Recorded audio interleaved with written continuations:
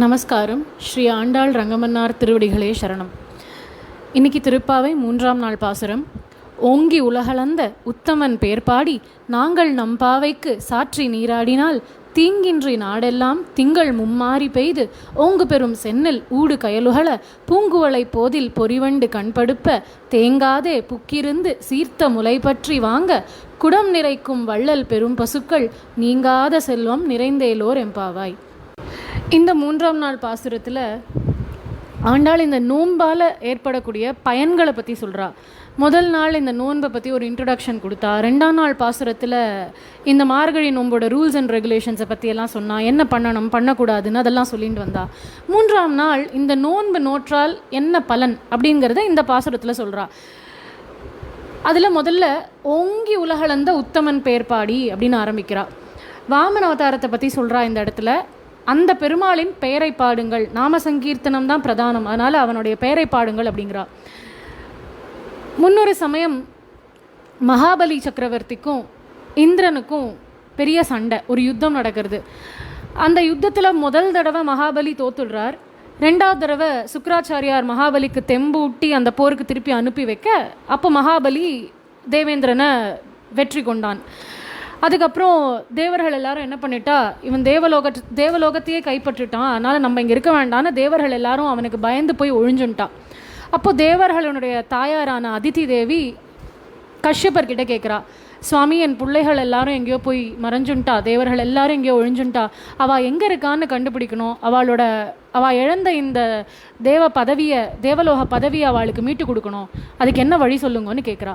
அப்போ கஷ்யப்பர் சொல்கிறார், நீ அதுக்கு பெருமாளை நோக்கி தான் ஒரு நோன்பு இருக்கணும் அப்படிங்கிறார். அது என்ன நோன்பு அப்படின்னா, வெறும் பால் பழம் மாத்திரம் சாப்பிட்டுட்டு 12 நாளைக்கு ஒரு நோன்பு இருந்தா.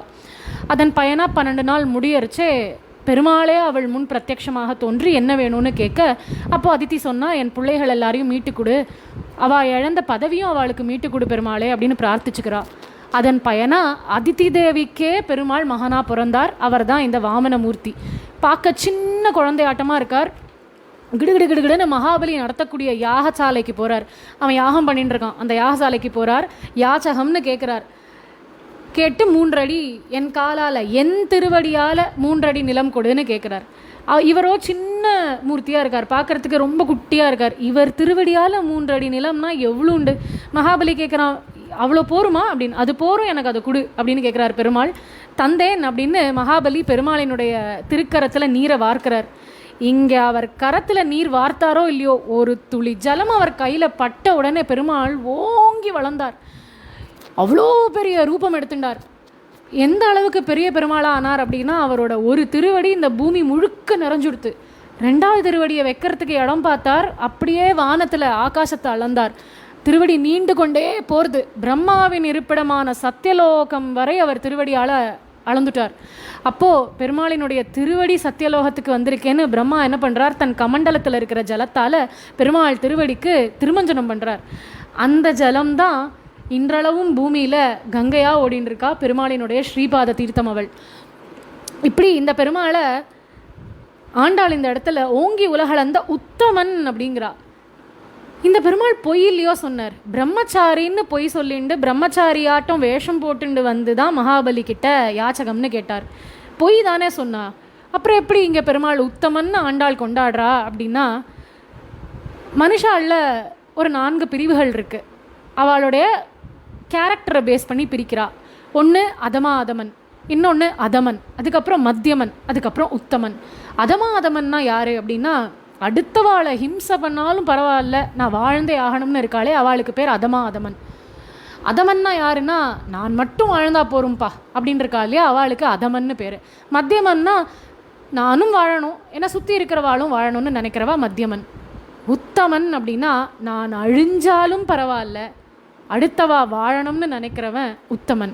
இந்த பெருமாள் உத்தமன். ஏன்னா தேவர்களை காக்கும் பொருட்டு இந்த பெருமாள் வாமன ரூபம் எடுத்துட்டு யாச்சகம்னு போய் மகாபலி கிட்ட கையேந்தி நின்னாரே, ஜகத்தே அவனோடது, சர்வலோகேஸ்வரன் போய் யாச்சகம்னு கேட்கணுமா?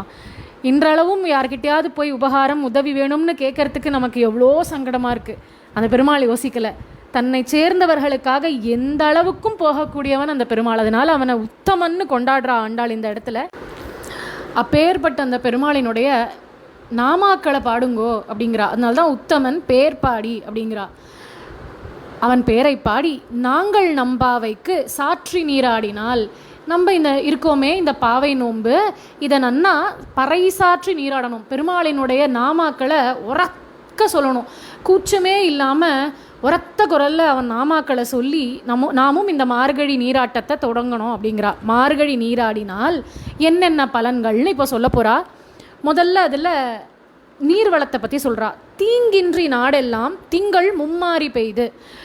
தீங்கின்றி, யாருக்கும் எந்த தீமையும் விளையாத வண்ணம், வெள்ளமாகாமல் புயல்னு மாறாமல் மழையானது நின்று நிதானமாக எந்த தீமையும் விளையாத வண்ணம் பெய்யணும். அதனால் தீங்கின்றி நாடெல்லாம், ஒரு இடத்துல மழை ஒரு இடத்துல வறட்சின்னு இல்லாமல் எல்லா தேசங்கள்லேயும் மழை பொழியணும், நாடெங்கும். திங்கள் மும்மாரி பெய்து. திங்கள்னா மாதம் நம்மளுக்கு தெரியும், மும்மாரி மாதத்துக்கு 3 மழை, 10 நாளைக்கு ஒரு மழை 10 நாளைக்கு ஒரு மழைன்னு ஒரு அழகான இடைவெளியில் ஒரு மாதத்துக்கு 3 மழை நின்று நிதானமாக பேஞ்சுதுன்னா அந்த ஜலமும் பூமிக்குள்ளே நன்னா ஊறி நீரோட்டம் அதிகமாக இருக்கும். அதனால் இப்பேற்பட்ட வளங்கள் கிடைக்கும், நீர் வளம் கிடைக்கும். அதனால் என்ன ஆகும் அப்படின்னா, ஓங்கு பெரும் செந்நெல் ஊடு கயலுகளை, நெற்கதிர்கள் எப்படி இருக்குது. இப்போ நிலவளத்தை பற்றி சொல்கிறா. ஓங்கி வளர்ந்துருக்கான் இந்த பெருமாள், எப்படி உயர்ற வளர்ந்தாரோ அந்த மாதிரி இந்த நெற்கதிர்களும் ஓங்கி வளர்ந்துருக்கு. ஓங்கு பெரும் சென்னல் அப்படிங்கிறா. வெறும் ஓங்கி மட்டும் இல்லை, நன்னா பெருத்தும் இருக்குது இந்த நெற்கதிர்கள். ஒன்று குண்டு குண்டாக இருக்கான் நெற்கதிர்கள் எல்லாம். ஓங்கு பெரும் சென்னல் ஊடு கயலுகளை, இந்த பாத்தி ஓடுறது இல்லையா, தண்ணி ஜலம் ஓடுறது இல்லையா காவா, அந்த கால்வாயில் ஓடக்கூடிய மீன்கள் எல்லாம் துள்ளி குதிச்சு ஓடுறதான். ஏன் துள்ளி குதிச்சு ஓடணும், நீந்திண்டே போகலாமே அப்படின்னா, ஏன்னா இந்த நெற்கதிர்கள் எல்லாம் அவ்வளோ பெருத்திருக்கு, இடைவெளியே இல்லையா நடுவில் போகிறதுக்கு. அந்த மீன்களுக்கு நீஞ்சறதுக்கே இடைவெளி இல்லாமல் குதிச்சு துள்ளி போகிறது இந்த மீன்கள். அதனால் ஓங்கு பெரும் சென்னல் ஊடு கயலுகளை பூங்குவளை போதில் பொறிவண்டு கண்படுப்ப. குவளை பூக்களுக்குள்ள வண்டுகள் படுத்துன்னு தூங்கின்னு இருக்கான். வண்டானது ரொம்ப சுறுசுறுப்பாக இருக்கணும், பூ விட்டு பூ போய் தேன் எடுக்கணும். ஒரே பூலேயே திருப்தி அடைஞ்சு அது உள்ளே ஒரு வண்டு தூங்குமோ அப்படின்னா, அதுக்கு தேவையான அளவு தேன் அந்த ஒரு பூக்குள்ளேயே கிடச்சிடுது. அந்த தேனை பருகிட்டு அது உள்ளே தூங்குறது. இதுலேயும் கீழே இந்த மீன்கள் வேற துள்ளி குதிச்சு ஓடுறது இல்லையா, அந்த நெற்கதிர்கள் ஒன்று ஆடுறது. அது இந்த வண்டுக்கு ஊஞ்சலாட்டி விடுற மாதிரி இருக்குது. நல்லா சுகமாக தூக்கம் வருது. அந்த புஷ்பத்துக்குள்ளேயே, அந்த குவளை பூக்களுக்குள்ளேயே தூங்குறது. எவ்வளோ அழகாக வர்ணிக்கிறா இல்லையா. பூங்குவளை போதில் பொறிவண்டு கண்படுப்ப தேங்காதே புக்கிருந்து சீர்த்த முலை பற்றி வாங்க. இப்போ பால் வளத்தை பற்றி சொல்கிறா. கண்ணனுடைய பசுக்கள் எல்லாம் அவ்வளோ பாலை பொழியக்கூடிய பசுக்கள். ஏன்னா கண்ணனுடைய கரஸ்பர்ஷம் பட்ட பசுக்கள், கண்ணனுடைய வேணுகானத்தை நித்தியமும் கேட்கிற ஒரு பாக்கியம் கொண்ட பசுக்கள். அதை கேட்டு கேட்டு கேட்டு இந்த பசுக்கள் அப்படி பாலை பொழிஞ்சு தள்ளுமா. தேங்காதே புக்கிருந்து, இந்த இடையர்கள் எல்லாரும் அசரவே மாட்டா. இவ்வளோ பால் கறக்கிறதே நம்மளால் முடியுமான்லாம் யோசிக்காமல் அந்த மாட்டு கொட்டாய்க்குள்ளே புக்கிருந்து உள்ளே போய் சீர்த்த முலை பற்றி வாங்க. அந்த மாட்டினுடைய பெருத்த மடியை அப்படி கையால் தொட்டு இழுத்தா போகிறோம். குடம் நிறைக்கும் அப்படிங்கிறா. வாங்க குடம் நிறைக்கும் வள்ளல் பெரும் பசுக்கள். குடத்தை எத்தனை குடம் வச்சாலும் நிறைச்சி கொடுக்கக்கூடிய வள்ளலாக இருக்கான் இந்த பசுக்கள். நீங்காத செல்வம் நிறைந்தேலோர் எம்பாவாய் அப்படின்னு முடிக்கிறா. மேற் சொன்னவை எல்லாம் கிடைக்கும், கூடவே நீங்காத செல்வமும் கிடைக்குங்கிறா. என்ன நீங்காத செல்வம் அப்படின்னா, கிருஷ்ணானுபவம் தான், கிருஷ்ண கிருப்பை அது கிடைக்கும் அப்படிங்கிற ஆண்டாள். அவளுக்கு பிரதானம் அதுதான், எல்லாருக்கும் பிரதானம் அதுதானே. அதை நோக்கி தானே நீங்கள் வரணும்னு கூப்பிடுற ஆண்டாள். அதுக்காக தானே இந்த நோன்பே இருக்கா இவா எல்லாரும். யாராவது ஒருத்தர் ஆண்டாள்கிட்ட போய் என்னம்மா அப்படி நீங்காத செல்வத்தை உன் கண்ணன் கொடுப்பான் அப்படின்னு கேட்டால், அவள் அப்பா இவளுக்கு கற்றுக் கொடுத்த ஸ்ரீமத் பாகவத புராணத்துலேருந்து குச்சேலோபாக்கியானத்தை கட்டாயம் ஆண்டாள் சொல்லியிருப்போம். இந்த குச்சேலர் அப்படிங்கிறவருக்கு இயற்பெயர் சுதாமா தான். அவர் கண்ணனோட பால்ய நண்பன். சாந்திபனி முனிவருடைய ஆசிரமத்தில் தான் கண்ணன் குருகுலவாசம் பண்ணான். அப்போது கண்ணன் கூட படித்த சக மாணாக்கர் தான் இந்த சுதாமா. இவர் ஒரு அந்தனர் குலத்தை சேர்ந்தவர். அதனால் வேதமெல்லாம் நன்கு ஓதி உணர்ந்தவர் இவர். தர்ம நெறிப்படி வாழ்க்கை வாழ்ந்துட்டுருக்கார். அனுஷ்டானங்கள் எல்லாத்தையும் நன்னா கடைபிடிக்கக்கூடியவர். தர்ம நெறிப்படி வாழ்கிறார் அவர். அவருக்கு இந்த ஆசைகள்னு எதுவுமே கிடையாது. பணம் வேணும், அது வேணும், வீடு வேணும், எந்த ஆசையுமே இல்லாத ஒரு துறவி மாதிரி தான் சுதாமா. இவரை குச்சேலர்னு கூப்பிடுறது வழக்கம். அது ஒரு காரண பெயர். ஏன்னா கு அப்படின்னா கிழிஞ்ச, சேலை அப்படின்னா வஸ்திரம். இவரோட வஸ்திரம் கிழிஞ்சே இருக்குமா, அதனால் அவருக்கு குச்சேலன்னே பேர் வந்துடுத்து.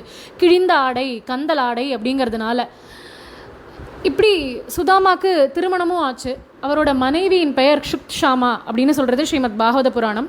இதுவும் ஒரு காரண பெயர் தான். சுக்கர் சொல்கிறார், அந்த பெயருக்கு ஏற்ற மாதிரியே அந்த அவரோட மனைவியும் இருந்தாளாம். க்ஷுத்ஷாமானா என்ன அர்த்தம்னா பசியால் வாடியவள்னு அர்த்தம். அவ்வளோ தரித்திரம், பசியிலேயே வாடுறா. பல நாட்களாக அவளுக்கு ஆகாரம் கிடையாது, கிழிந்த ஆடை. ஆனால் ஒருத்தர் இப்படி இருந்தும் எனக்கு இருக்கிறது போகிறோம், எது இருக்கோ அது பகவான் அனுகிரகம்னு வாழ்ந்தார். அப்படின்னா கண்ணனுடைய நண்பனாக ஒருத்தர் இருக்காருனாலே நம்மளுக்கு தெரியணும் இல்லையா, அவளோட தகுதி எப்பேற்பட்டதாக இருக்கும். இதுதான் தகுதி. அந்த மனசு தான் கண்ணன் பார்க்கக்கூடிய ஒரே தகுதி. ஸ்டேட்டஸ் பார்த்து பழகிறதுனா மனசோட ஸ்டேட்டஸை தான் கண்ணன் பார்க்குறான். அப்படி ரொம்ப உத்தமனாக இருக்கார் அந்த சுதாமா. ஒரு சமயம் அவரோட மனைவி சுதாமாட்ட வந்து ரொம்ப நொந்து போனவளா, உடம்புல வலுவே இல்லாத நிலையில் வந்து சொல்கிறா, சுவாமி நமக்கே இந்த தலையெழுத்தா, இவ்வளோ கஷ்டப்படணுமா நம்போ, இத்தனை நாள் நான் உங்ககிட்ட இதை சொல்லலை, இப்போவும் நான் இதை சொல்கிறது சரியா தப்பான்னு தெரியல, ஒரே ஒரு வாட்டி அந்த கண்ணனை போய் தரிசனம் பண்ணிட்டு வாங்களேன், அந்த கண்ணனை போய் சேவிங்களேன், உங்கள் நிலைமையை எடுத்து சொல்லுங்களேன் அவன்கிட்ட. உங்களுக்கு சொல்கிறதுக்கு கஷ்டமாக இருந்ததுன்னா கூட பரவாயில்ல, வெறுமை போய் கண்ணனை பார்த்துட்டு வாங்கோ, உங்கள் நிலைமையை பார்த்தாலே அவனே புரிஞ்சுப்பான் அவங்களுடைய கஷ்டம் எப்பேற்பட்டதுன்னு. ஏதாவது ஒரு தீர்வு கிடைக்கும், ஏதாவது ஒரு உதவி கிடைக்கும் அப்படின்னு சொல்கிறா. இந்த இடத்துல கூட அவோ கண்ணன் உங்கள் நண்பனாச்சே, சகா ஆச்சே அப்படின்னு சொல்லலை. சகா சாக்ஷாத் ஸ்ரீயப்பதிஹி அப்படிங்கிறா. அவன் வெறும் நண்பன் இல்லை, உங்கள் நண்பனோட மனைவி தான் சாக்ஷாத் அந்த மகாலட்சுமி. தன் பக்தர்களுக்கு அஷ்டைஸ்வரியங்களையும் அருள் பாலிக்கக்கூடிய கருணை கொண்டவள் அவள். அப்பேற்பட்ட கண்ணன் அல்லவோ அவன், அவனை போய் ஒரு தடவை தரிசனம் பண்ணிட்டு வாங்களேன் அப்படின்னு கேட்குறா. சுதாமாக்கு சங்கடமாக இருக்குது. இப்படி ஒரு உதவின்னு கேட்டு போகிறதா அவனை பார்க்கறதுக்கு. ஒரு ஃப்ரெண்டுன்னு இருக்கான், நல்ல நிலைமையில் இருக்கான்னா அட்வான்டேஜ் எடுத்துக்கலாமா, அது தப்பு இல்லையோ அப்படின்னு யோசிக்கிறார். இது ஒரு பக்கம் இருக்குது. அவருக்கு இன்னொரு பக்கம் தோன்றுறது, ரொம்ப வருஷங்கள் ஓடிப்போச்சு, அந்த கண்ணனை பார்க்கணுன்னு ஆசையாக இருக்குது, இதை ஒரு சாக்காக வச்சுண்டாவது அவனை போய் பார்த்துட்டு வரலாமே, என் நண்பனை பார்க்கணும் எனக்குன்னு ஆசையாக இருக்குது அப்படின்னு தோன்றுறது அவருக்கு. மனைவி சொல்கிறதெல்லாம் இருக்கட்டும் ஒரு பக்கம், ஆனால் கண்ணனை பார்த்துட்டு வரணும் அப்படின்னு அவரும் முடிவு பண்ணுறார். போயிடலாம், கிளம்பலாம், துவாரகைக்கு போகலாம் அப்படின்னு. அப்போது மனைவி கிட்ட கேட்குறார், எவ்வளோ வருஷத்துக்கு கழித்து அவனை பார்க்க போகிறேன், அவனுக்கு ஏதாவது கொண்டு காணிக்கைன்னு கொடுக்க வேண்டாமா, ஏதாவது கொடு எனக்குன்னு கேட்குறார். அவள் பாவம் பக்கத்தாத்துல எதிராத்துலன்னு ஒரு 4 ஆற்றுக்கெல்லாம் போய் அவள் வாங்கிட்டு வரா. மொத்தமாக அவளுக்கு கிடச்ச அவள் எவ்வளோ அப்படின்னா 4 கைப்பிடி அவள் தான் கிடச்சிது. அந்த 4 கைப்பிடி அவளையும் ஒரு பழைய துணியில் மூட்டை கட்டி சுதாமா கிட்ட கொடுக்குறா. இந்த அவளை எடுத்துகிட்டு போங்கோ, போய் கண்ணனை பார்த்துட்டு வாங்கோ அப்படின்னு. அவளை கையில் வாங்கிட்டார். துவாரகையை நோக்கி நடக்க ஆரம்பிக்கிறார். மனசில் ஒரே குழப்பம் அவருக்கு.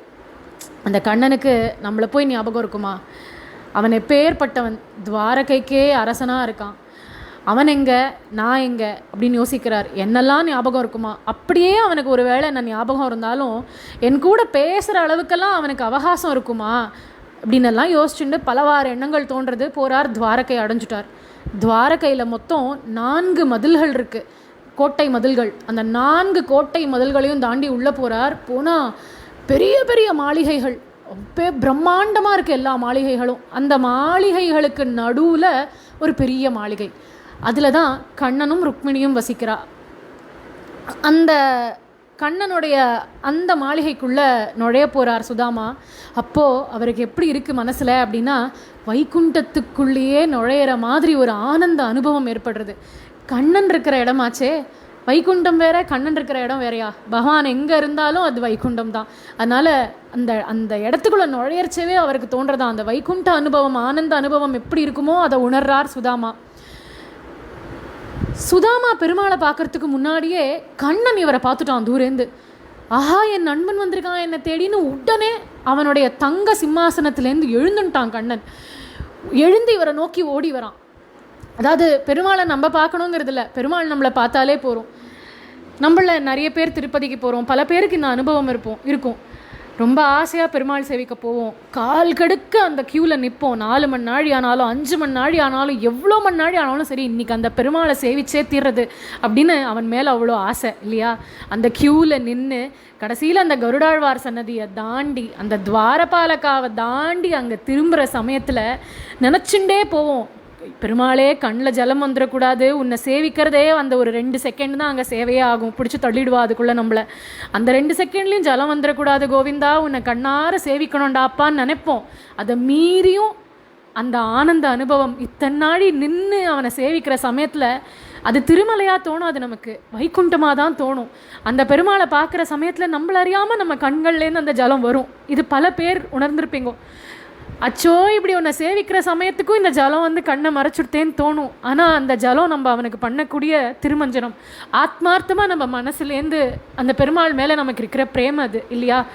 அப்போது ஒருவேளை இப்படி கண்லேருந்து ஜலம் வந்து அவனை சேவிக்க முடியாமல் போனாலும் சரி, இல்லை யாரோ நம்மளை தள்ளி ஒழுங்காக நம்மளுக்கு சேவை ஆகலைனாலும் சரி, மனசில் கஷ்டமே பட வேண்டாம். அந்த பெருமாள் நம்மளை பார்த்துட்டான், அவனுக்கு தெரியும் நம்ம வந்தது, வேற யாருக்கு தெரியணும், அவன் பார்த்துட்டானே அது போகிறோம் அப்படின்னு தோணும் இல்லையா? அந்த மாதிரி தான் இந்த இடத்துல சுதாமா கண்ணனை பார்க்குறதுக்கு முன்னாடி கண்ணன் சுதாமாவை பார்த்துட்டான். தன்னோட தங்க சிம்மாசனத்துலேருந்து எழுந்து ஓடி வரான் கண்ணன். ஓடி வந்தவன் சுதாமா அப்படின்னு அவனை இறுக்கி கட்டின்ட்டான். அவருக்கு எப்படி இருக்கும்? இந்த கண்ணன் பேசுவானா, நம்மளை ஞாபகம் வச்சுட்டு இருப்பானான்னு நினச்சவர் கண்ணன் அப்படி தழுவிண்டு, என்ன ஞாபகம் இருக்காடா அவனுக்கு அப்படின்னு கண்ணன் கேட்குறான் அவர்கிட்ட. எவ்வளோ ஒரு சௌலபியம், அவனோட வினயம் தான் என்ன. இந்த சுதாமா சரித்திரம் பூரா பணம் காசெல்லாம் கண்ணன் கொடுப்பாங்கிறதெல்லாம் இல்லை. முக்கியமான விஷயம் கண்ணன் நம்மளுக்கு இங்கே சொல்லறது என்னென்னா கர்ட்டசி. ஒருத்தர்கிட்ட எப்படி நடந்துக்கணும், ஒரு மனுஷன் இருக்கிறச்சே எப்படி நடந்துக்கணும், ஒரு மனுஷன் இல்லாதப்போ எப்படி நடந்துக்கணும், இதெல்லாம் பெருமாள் இந்த இடத்துல சொல்லிட்டு வர்றார். கிளாஸோட பழகிறதுனா என்ன அப்படின்னு பெருமாள் இங்கே காட்டுறாரு நமக்கு. எல்லாம் கிடச்சுடுத்துன்னா எல்லாம் கிடச்சுடுத்துன்னு ஆடக்கூடாது. மனுஷனுக்கு ரொம்ப முக்கியம் வினயம், தன்னடக்கம், ஹியூமிலிட்டி. அதெல்லாம் பெருமாள் இங்கே பறைசாற்றி காட்டுறான் இந்த குச்சேலோபாக்கியானத்தில். அப்படி அவரை தழுவிண்டு அவரை அழைச்சிட்டு போய் ஆசனத்தில் அமர வச்சு, ஒரு அந்தனர் வந்திருக்கார், வேதம் ஓதக்கூடிய அந்தனர் வந்திருக்கார் அப்படின்னா அவருக்கு பண்ண வேண்டிய அத்தனை பணிவிடைகளையும் கண்ணன் பண்ணுறான், மரியாதையை பண்ணுறான். அவருக்கு பாத பூஜை பண்ணி அந்த ஸ்ரீபாத தீர்த்தத்தை அவர் திருவடிக்கு அந்த அபிஷேகம் பண்ண அந்த ஜலத்தை பெருமாள் தன் சிரசில் புரோக்ஷணம் பண்ணிட்டான். இப்படி அவருக்கு எல்லா தீபம் காட்டி தூபம் காட்டி எல்லாத்தையும் அவருக்கு எல்லா சகலவிதமான மரியாதைகளையும் பண்ணி பக்கத்தில் ருக்மிணி நின்றுருக்கா கண்ணன் பக்கத்தில். அந்த தாயார் கையில் சாமரத்தை கொடுத்து சுதாமாக்கு வீச சொல்கிறான், விசிற சொல்கிறான் கண்ணன். அஷ்டைஸ்வரியங்களையும் அருள் பாலிக்கக்கூடிய மகாலட்சுமி பக்கத்தில் நின்றுண்டு சுதாமாக்கு சாமரம் வீசுறா. இதெல்லாம் எதனால அப்படின்னா, போருங்கிற அந்த மனசு, சுதாமாவோட மனசு எதையுமே எதிர்பார்க்காத நிர்மலமான பக்தி. அந்த பக்திக்கு பகவான் அடிமை.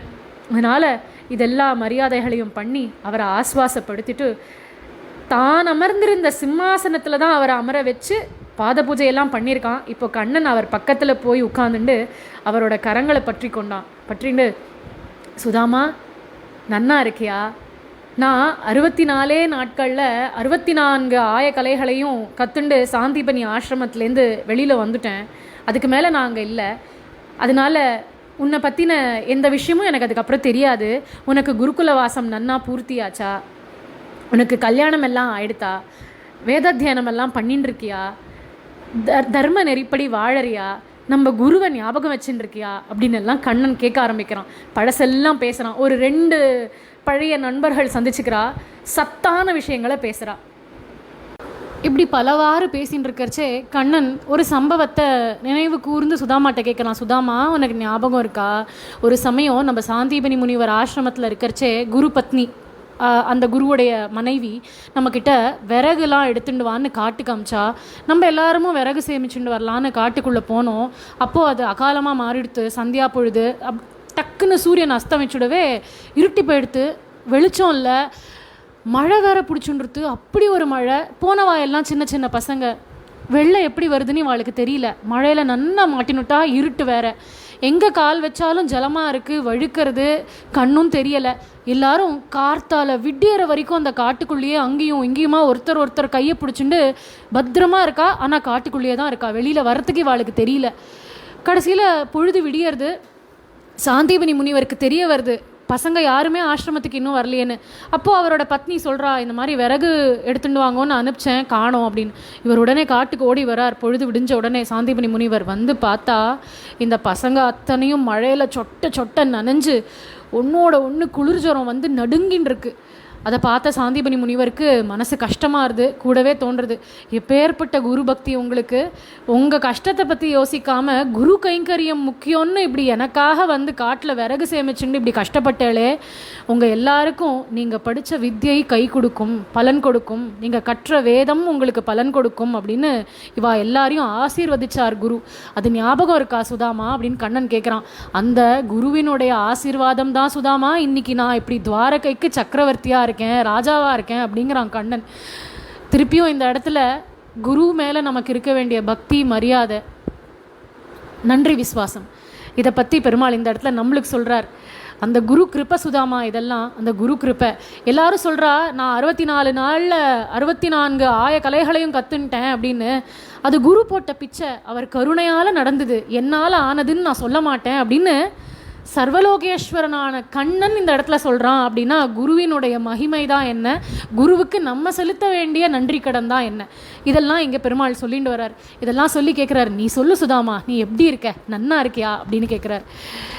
தரித்திரத்தில் இருக்கார், கந்தல் ஆடை உடுத்தின்னு இருக்கார், பல நாளாக பட்னி, இருக்கிறதுக்கு வீடு கூட ஒழுங்காகவே இல்லை.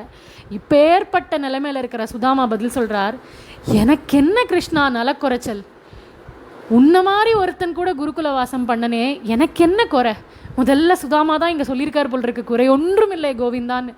இத்தனை குறைகள் இருந்தும் கம்ப்ளைண்ட் பண்ணல, அது இல்லை கண்ணா, இது இல்லை கண்ணா, அது வேணும் கண்ணா, நீ கிடச்சியே கண்ணா, எனக்கு எனக்கு என்ன குறைன்னு கேட்குறார். அப்படின்னா ஆண்டாள் சொல்கிற நீங்காத செல்வம் இவன் தான்.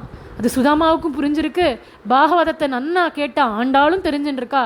அந்த ரசத்தை தான் நம்மளுக்கும் இந்த பாசுரத்தின் மூலம் தாயார் சொல்கிறா. இப்படியாக கண்ணனும் சுதாமாவும் மாறி மாறி பேசிக்கிறா. அப்போ கண்ணன் கேட்குறான், அதெல்லாம் இருக்கட்டும், இத்தனை வருஷம் கழித்து என்னை பார்க்க வந்திருக்கியே, எனக்கு என்ன கொண்டு வந்திருக்க அப்படின்னு கேட்குறான் கண்ணன். சுதாமா வாயே திறக்கலை, பேசாமல் இருக்கார். கண்ணன் புரிஞ்சுன்ட்டான் இவர் ஏதோ சங்கோஜப்படுறாருன்னு. உடனே சொல்கிறான், எனக்கு அது வேணும் இது வேணுங்கிறதெல்லாம் இல்லை சுதாமா, பத்திரம் புஷ்பம் பலம் தோயம், எனக்கு ஒரு இலையோ புஷ்பமோ ஒரு பழமோ அல்லது வெறும் ஜலமோ எது கொடுத்தாலும் பரவாயில்ல, உள்ளன்போடு எனக்கு யார் என்ன கொடுத்தாலும் ஆத்மார்த்தமாக அதை நான் ஏற்றுப்பேன் சுதாமா, சொல்லி நீ எனக்கு என்ன கொண்டு வந்திருக்க அப்படின்னு கேட்குறான். இவர் அப்பவும் வாயை திறக்கலை. இவருக்கு கஷ்டமாக இருக்குது அந்த அவலை எடுத்து கண்ணன்ட்ட கொடுக்கறதுக்கு. கண்ணன் உரிமையோட, இது என்ன இங்கே ஒரு மூட்டை தெரியறது, இது எனக்காக கொண்டு வந்தது தானே அப்படின்னு வெடுக்குன்னு பிடுங்கிட்டான். அதை திறந்தா அவள். அதை பார்த்த கண்ணன் சொல்கிறான், ஆஹா அவள் எடுத்துன்னு வந்திருக்கியா, இந்த உலகத்திலே எனக்கு ரொம்ப பிடிச்சது இந்த அவள் தான் சுதாமா அப்படிங்கிறான். எவ்வளோ அழகாக பழகிறான்ல, எவ்வளோ ஒரு அவனோட நடத்தையில் ஒரு கிளாஸ் இருக்குது இல்லையா. யாராவது ஒருத்தர் ஏதாவது எடுத்துன்னு வந்தால், ஐயோ இது எனக்கு பிடிக்காது அப்படின்னு சொல்லாமல் அவள் என்ன கொடுக்குறாளோ இது எனக்கு ரொம்ப பிடிக்கும்பா அப்படின்னு நான் கொடுத்தவா மனசு எவ்வளோ சந்தோஷப்படும். இப்படி கண்ணன் அந்த அவலை எடுத்து ஒரு பிடி வாயில் போட்டுட்டான். அடுத்தபடி அவலை அள்ளினா தாயார் தடுத்துட்டா. தாயார் சொல்கிறா, கிருபை பண்ணணும்னு ஒரு பிடி அவலை எடுத்து வாயில் போட்டுண்டலே, ஒரு பிடியிலேயே நீங்கள் திருப்தி ஆயிட்டேங்கோ. திருப்தி ஆனதுனால அவருக்கு இகம் பரம் எல்லாத்துக்கும் தேவையான செல்வம் கிடச்சுடுத்து. 2வது பிடி அவளையும் நீங்கள் வாயில் போட்டுண்டேங்கன்னா எப்படி தோணும் தெரியுமா பார்க்குறவாளுக்கு. ஒரு பிடி அவலில் கண்ணன் திருப்தி அடையலை, 2 பிடி அவல் சாப்பிட்டதுக்கு அப்புறம்தான் சுதாமாவுக்கு எல்லாத்தையும் கொடுத்தான்னுலோ சொல்லுவா. அது உங்கள் பெருமைக்கு இழுக்காச்சே. உங்கள் பக்தனுக்கு நீங்கள் கிருபை பண்ணுறதுக்கு அந்த ஒரு பிடி போராதா? முன்னாடி தானே சொன்னீங்கோ பத்திரம் புஷ்பம் பலம் தோயம்னு. ஒரு பூவோ அல்லது ஒரு பழமோ அல்லது ஜலமோ ஏதோ ஒன்று போகிறோன்னு சொன்னேளே. இப்போ 2வது பிடி அவல் போட்டுண்டா நீங்கள் சொன்னதுக்கு நீங்களே முரண்பாடாக நடந்துக்கிற மாதிரி ஆயிடாதா? உங்கள் பக்தாளுக்கு நீங்கள் அனுகிரகம் பண்ணுறதுக்கு அந்த ஒரு பிடி அவல் போகிறோம், இன்னொரு பிடி வேண்டாம். இங்கே ரசமாக இன்னொரு விளக்கமும் சொல்கிறது உண்டு. ஒரு பிடி அவளுக்கு எல்லாம் கிடச்சுடுத்து, 2வது பிடி போட்டுண்டேங்கன்னா அதுக்கும் சுதாமாவுக்கு நீங்கள் ஏதாவது கொடுக்கணுமே. அதுக்கு கொடுக்கறதுக்கு நம்மக்கிட்ட எதுவுமே இல்லை, எல்லாத்தையும் கொடுத்தாச்சு சுதாமாவுக்கு. 2வது பிடி அவள் நீங்கள் சாப்பிட்டீங்கன்னா செல்வத்துக்கு அதிபதியான நானே சுதாமாவோடு அவர் ஆற்றுக்கு தான் போயாகணும் அப்படின்னு லக்ஷ்மி அவரை தடுத்துட்டா, ருக்மிணி அவரை தடுத்துட்டா. இது எதுவும் சுதாமாவுக்கு பாவம் தெரியாது. விடிய விடிய கண்ணனோட எல்லா கதைகளும் பேசி அங்கேயே சாப்பிட்டு அங்கேயே உறங்கி அவருக்கு அவ்வளோ ஆனந்தமாக இருக்குது. இப்படி கண்ணனை பார்த்து கண்ணனோட பேசி பழகி குதூகலிச்சதெல்லாம் நினச்சிக்கிறார். அடுத்த நாள் பொழுது விடியறது. சுதாமா கிளம்பி தன்னோட இருப்பிடத்துக்கு பயணமாகிறார். அப்போ திருப்பியும் கண்ணன் ஒரு அந்தனருக்கு என்னென்ன மரியாதைகளை செலுத்தணுமோ எல்லாத்தையும் செலுத்தி சுதாமாவை வழி அனுப்பி வைக்கிறான். இப்போ வரைக்கும் சுதாமா வாயை திறந்து கண்ணா பொருள் வேண்டி வந்தண்டான்னு சொல்லலை. கண்ணனும் என்னை தேடி வந்திருக்கியடா என்ன வேணும்னு ஒரு வார்த்தை கூட இங்கே கேட்கல. கண்ணன் கேட்டிருக்கலாமே, இவ்வளோ தூரம் வந்திருக்க என்னடா வேணும் அப்படின்னு கேட்டிருக்கலாமே சுதாமாவை. பாவம் ஏன் கேட்கல? சுதாமாவுக்கு தான் சங்கோஜம், கேட்க கஷ்டமாக இருக்குது. கண்ணனாவது கேட்டிருக்கலாமே அப்படின்னா கேட்டு கொடுக்கக்கூடியவன் இல்லை அவன். யாராவது ஒருத்தர் கேட்காம கூட அவன் மனசில் என்ன குறைகள் இருக்கோ அதை ஆராய்ந்து அருளேலோர் என்பா வாங்கிறாள்யா ஆண்டாள், ஆராய்ந்து அருள் புரியக்கூடியவன் அவன். அவன் ஏன் கேட்கணும்? அவன் கேட்கல. சுதாமா கிளம்பி போகிறார். மனசு பூரா நினச்சிக்கிறார், ஆஹா என்ன மாதிரி ஒரு நாள் இது, என் ஜென்மத்தில் நான் இந்த நாளை மறக்க மாட்டேனே. எப்பேற்பட்ட ஆனந்த அனுபவம் எனக்கு. என் கண்ணனை பார்த்தேன், என் கண்ணனோட பேசினேன். அவன் என்கிட்ட எவ்வளோ அழகாக பேசினான், எவ்வளோ மரியாதையாக நான் நடத்தினான். வேதம் பயின்றவர்கள்கிட்ட அந்த கண்ணனுக்கு தான் எவ்வளவு மரியாதை அப்படின்னு நினச்சி நினச்சி நினச்சி பூரிச்சு போகிறார். இந்த கண்ணனுக்கு நான் என்ன கைமாறு பண்ணுவேனோ அப்படின்னு எல்லாம் நினச்சிண்டு பலவாறு எண்ணங்கள் தோன்ற நடந்துட்டே வரார்.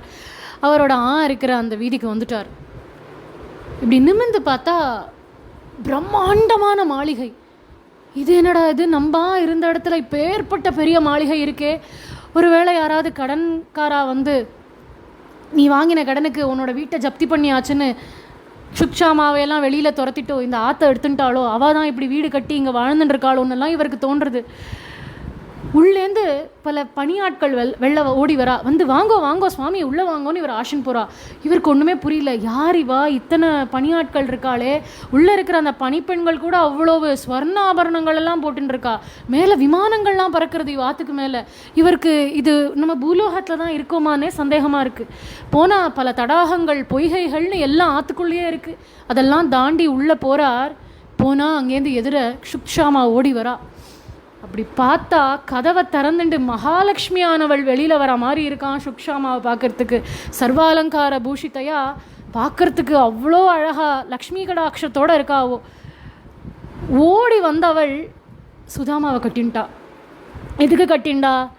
இவ்வளோ பணங்காசு சம்பாரிச்சு கொண்டு வந்துட்டார் ஆத்துக்கார் அப்படின்னு சந்தோஷத்தில் கட்டிண்டாளா அப்படின்னா இல்லை. சுக்ஷாமாவுக்கு நன்னா தெரியும் கிருஷ்ணனை சேவிக்க போயிருக்கார்.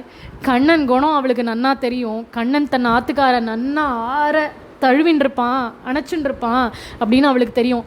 கண்ணனுடைய தேகத்தோட அந்த ஸ்பர்ஷம் சுதாமா மேலே பட்டுதே, அது நமக்கும் கிடைக்கணும்னு தன் ஆத்துக்காரை கட்டிக்கிறா சுக்ஷாமா. இப்போ சுதாமா ஆற்றை சுற்றி சுற்றி பார்க்குறாரு. இது வீடா இல்லை இந்திரலோகமானே தெரியாத அளவுக்கு வீடு மாறி போயிருக்கு. அவள் ஆற்றுல தூண்கள் எல்லாம் ரத்னங்களால் பண்ணியிருக்கான். முத்துச்சரங்களில் ஸ்க்ரீன் இருக்குது. அவாத்து ஃபர்னிச்சர் எல்லாம் தங்கத்தால் பண்ணியிருக்கா. செவரெல்லாம் கல்லோ மண்ணோ இல்லை செங்கலோ அதில் ஆனதில்லை. சுவர்கள் எல்லாம் ஸ்படிகங்களாலும் மரகதத்தாலும் இருக்குது. அதில் ரத்னங்களை கொண்டு தீபங்கள் ஏற்றி வச்சுருக்காளாம். எந்த பக்கம் திரும்பினாலும் தனம் தானியம்னு வீடே லக்ஷ்மி கட்டாட்சமாக இருக்குது. அப்போது சுதாமா யோசிக்கிறார், இது அத்தனையும் எப்படி வந்தது? இது கிருஷ்ண கிருப்பை இல்லையோ, வேறு எதுவும் இல்லை, கிருஷ்ண கிருப்பை கிருஷ்ண கிருப்பைன்னு நினைக்கிறார். கண்ணா உனக்கு நான் என்னடா கைமாறு பண்ணுவேன்னு நினச்சி நினச்சி பூரிச்சு போகிறார் சுதாமா. அப்போது அவர் மனசில் இன்னொரு எண்ணமும் தோன்றுறது. ஒருவேளை எல்லாரும் நினைப்பாளே, இப்படி கண்ணன் ஒன்றும் எல்லா பக்தர்களுக்கும் எல்லாத்தையும் கொடுத்த மாதிரி உடனே தெரியலையே, சுதாமாவுக்கு கிடச்சிது, எல்லாருக்கும் இப்படியா வாரி வழங்கின்னு இருக்கா அப்படின்னு நினைப்பாளே அப்படின்னா சுதாமாவே அதுக்கும் பதில் சொல்கிறார்.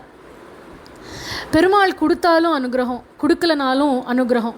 ஒருவேளை பெருமாள் கஷ்டப்படுத்துகிறான், எதுவுமே கொடுக்காம நம்மளை காக்க வைக்கிறான் அப்படின்னா இன்னும் நமக்கு அந்த பக்குவம் வரலன்னு காக்க வைக்கிறான். இந்த சுதாமா எதுவுமே இல்லாதப்பவும் அவர் மனசில் ஓடின்னு இருந்த எண்ணம் என்னென்னா, பணம் காசுன்னு எல்லாத்தையும் பெருமாள் கொடுத்துட்டா பெருமாள் மேலே பக்தியோ ஈடுபாடோ குறைஞ்சுடுமே, அது நடக்கக்கூடாதுன்னு அனுகிரகம் தான் பண்ணியிருக்கார் நம்மளுக்கு எதையும் கொடுக்காம அப்படின்ற ஒரு எண்ணத்தோடு வாழ்ந்தவர் இந்த சுதாமா. அந்த எண்ணம் தான் நமக்கும் வரணும் அப்படிங்கிறது தான் இந்த இடத்துல சுதாமா சொல்கிறார். ஒருவேளை நம்மளுக்கு எல்லாம் தாமதப்படுறது அப்படின்னா பக்தியானது நம்மளுக்கு வளரணும். சங்கடம்னு இருக்கிறச்சே நிறைய பெருமாளை யோசிக்கிறோம் இல்லையா, பெருமாளை பற்றி சிந்தனை பண்ணுறோம் இல்லையா. சந்தோஷமாக இருக்கிறச்சே நினைக்கிறத விட நிறைய பேர் சங்கடத்தில் தான் பெருமாளை நிறைய நினைக்கிறோம். அதனால் பெருமாள் அந்த பக்குவம் வர வரைக்கும் இந்த கஷ்டங்களை ஏற்றுக்கோங்கன்னு கொடுக்குறார். இன்னொன்று நம்ம கர்மா. அதனால் பெருமாளை என்ன பண்ணாலும் கொடுத்தாலும் கொடுக்கலனாலும் அது அனுகிரகம்தான். அவன்கிட்ட நம்ம கேட்கக்கூடிய ஒரே ஒரு விஷயம், ஆண்டாள் கேட்ட விஷயம், உன்னையே எங்களுக்கு கொடுத்துரு கிருஷ்ணான்னு கேட்டால் அது ரொம்ப சாமர்த்தியமான பிரார்த்தனையாக இருக்கும். அவனுள்ள எல்லாமே அடக்கும். அதனால் சுதாமா சரித்திரத்தில் நம்ம தெரிஞ்சுக்கிறது அதுதான். போருங்கிற மனசு வேணும், கண்ணன் மேலே பக்தி வேணும். இதை தான் இங்கே சுதாமா வேண்டி பெற்றார். அவருக்கு கிடைச்ச செல்வம் எல்லாம் பை ப்ராடக்ட்ஸ் ஆஃப் பக்தின்னு சொல்லலாம். கூடவே கிடச்சிது, அவ்வளோதான். பிரதானமாக அவருக்கு என்ன கிடச்சிது? கிருஷ்ண அனுபவம் கிடச்சிது. கண்ணன்கிற ஒரு நண்பன் கிடச்சான். எத்தனை பேருக்கு கிடைப்பான் அப்படி ஒரு நண்பன்? அது சுதாமாவுக்கு கிடச்சிது இல்லையா? ஆண்டாள் இங்கே கண்ணனை கணவனாக கேட்குறா, சுதாமா அங்கே நண்பனாக பெற்றார். ஒருத்தர் பெருமாளை எப்படி பார்க்குறோமோ அப்படி பெருமாள் நம்மளுக்கு கிடைக்கணும் அப்படின்னா அதுக்கு தேவை பக்தி. அதுதான் இங்கே நீங்காத செல்வம். கண்ணனையே நம்ம செல்வமாக அடையணும் அப்படின்றது தான் ஆண்டாள் அவள் பாசுரத்துலேயும் சொல்கிறா. இந்த குச்சேலோபாக்கியானத்துக்கு பலஸ்துதி சொல்கிறார் சுகர். கட்டாயம் மோட்சம் கிடைக்கும் இந்த சரித்திரத்தை கேட்குறவாளுக்கெல்லாம். கர்ம பந்தமானது நீங்கும். மோட்சம் கிடைக்கிற வரைக்கும் இந்த பூமியில் வாழணுமே, அந்த வாழ்க்கைக்கு தேவையான செல்வமும் நம்மளுக்கு கிட்டும் அப்படின்னு இந்த குச்சேலோபாக்கியானத்தை பூர்த்தி பண்ணுறார் சுகர். நாமும் ஆண்டாள மாதிரியே நீங்காத செல்வமான அந்த கண்ணனையே அவன்கிட்ட வேண்டி அவனையே பெறுவோம். மேன்மேலும் சத்சங்கம் பக்தின்னு எல்லாம் நம்மளுக்கு வளர்கிறதுக்கு அந்த பெருமாள் அனுகிரகம் பண்ணணும்னு பிரார்த்திச்சுக்கலாம். நாளைய தினம் நாளைய பாசுரத்தை அனுபவிப்போம். ராதே கிருஷ்ணா.